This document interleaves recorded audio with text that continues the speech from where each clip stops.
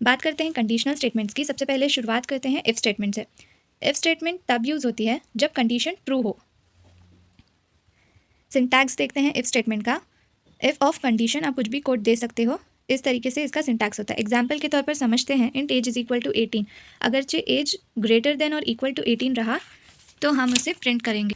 अब बारी आती है इफ़ एल्स स्टेटमेंट की। अगर कंडीशन फॉल्स हो जाए यानी कि गलत हो जाए तो एल्स ब्लॉक एग्जीक्यूट होता है। इफ़ ब्लॉक हमने देख लिया, अब इफ़ एल्स ब्लॉक हम देखेंगे, यानी कि इफ़। अब बारी आती है स्विच स्टेटमेंट की।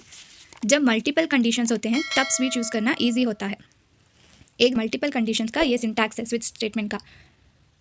इसी सिंटैक्स के हिसाब से हमने एक एग्जाम्पल देख लिया है, आप इसे देख सकते हो स्क्रीन पे। अब बारी आती है break keyword. Break keyword switch या लूप को तुरंत स्टॉप कर देता है। अगर ब्रेक यूज़ नहीं करेंगे सारे केसेस एग्जीक्यूट हो जाएंगे, फॉल थ्रू, इसलिए ब्रेक बहुत इंपॉर्टेंट है।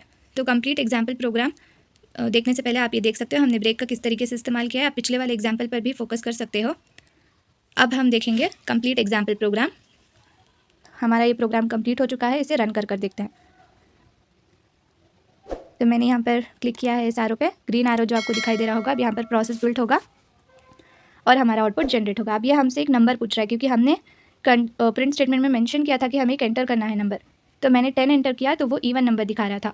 अब स्टॉप एंड रीरन करके मैं 5 नंबर एंटर कर रही हूँ तो वो ऑड नंबर दिखाएगा, because 5 is not divisible with 2।